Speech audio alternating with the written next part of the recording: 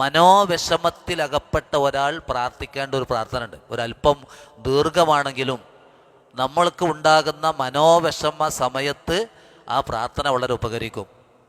അല്ലാഹുമ്മ ഇന്നി അബ്ദുക് വബ്നു അബ്ദിക് വബ്നു അമതിക് നാസിയതി ബിയദിക് മാലിൻ ഫിയ ഹുക്മുക് അദ്ലുൻ ഫിയ ഖലാഉക് അസ്അലുക ബികുല്ലി ഇസ്മിൻ ഹുവ ലക് സമ്മൈത ബിഹി നഫ്സക് ഔ അൻസൽതഹു അഹദം മിൻ ഖൽഖിക് എന്നിങ്ങനെ പറഞ്ഞിട്ട് വിശുദ്ധ അള്ളാഹുവിനെ ആദ്യം മഹത്വപ്പെടുത്താണ് പ്രാർത്ഥന. അല്ലാഹുമ്മ അബ്ദുക വബ്നു അബ്ദിക വബ്നു അമതിക, ഞാൻ നിൻ്റെ ഒരു അടിമയാണ്, നിൻ്റെ അടിമൻ്റെ മോനാണ്, നിൻ്റെ അടിയാത്തിയുടെ മോനാണ്. നാസുയത്തി ബിയദിക, എൻ്റെ മൂർധാവ് അല്ലെങ്കിൽ എൻ്റെ നിയന്ത്രണം അള്ളാഹുവിൻ നിൻ്റെ അരികിലാണ്. മാലിൻ ഫിയ ഹുക്കുമുക്ക അദുലുൻ ഫിയ ഖലാഉക, നീ എന്ത് വിധിച്ചാലും എന്നിൽ നീ എന്ത് വിധിച്ചാലും അത് നീതിയാണ്. നിൻ്റെ വിധി എന്നിൽ അത് നീതിയോടെ നടപ്പിലാക്കപ്പെട്ടിട്ടുണ്ട് എന്നൊക്കെ പറഞ്ഞിട്ട് അസ്അലുക ബികുല്ലി ഇസ്മിൻ ഹുവ ലക്, നിനക്ക് എത്ര നാമങ്ങളുണ്ടോ ആ നാമങ്ങൾ വെച്ച് ആ നാമങ്ങൾ കൊണ്ട് ഞാൻ എന്നോട് ചോദിക്കുന്നു. ബികുല്ലി ഇസ്മിൻ ഹുവ ലക് സമ്മൈത ബിഹി നഫ്സക, ആ നാമങ്ങൾ എന്ന് പറഞ്ഞാൽ നീ നിനക്കിട്ട നാമങ്ങളാണ്, നീ നിൻ്റെ മനുഷ്യരെ പഠിപ്പിച്ച നാമങ്ങൾ, നിൻ്റെ കിതാബിൽ അവതരിപ്പിച്ച നാമങ്ങൾ.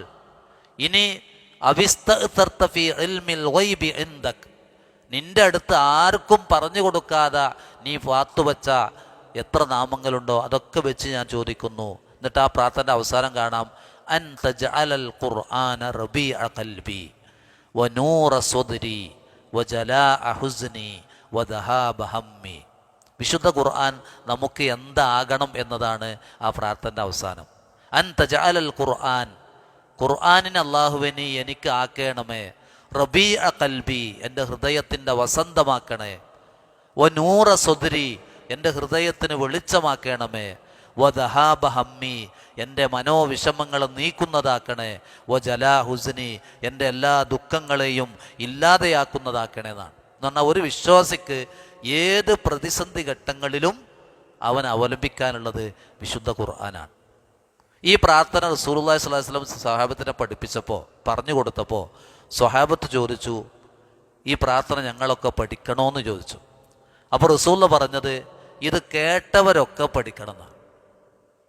ചില പ്രാർത്ഥനകളെക്കുറിച്ച് റസൂലുള്ള പറഞ്ഞ പ്രത്യേകതയിൽ ഒന്നതാണ്, ഈ പ്രാർത്ഥന ഒരാൾ എവിടെ വെച്ച് കേട്ടോ അവനത് പഠിക്കണം. നമ്മളെന്ത് ചെയ്യണം? അത് പഠിക്കണം.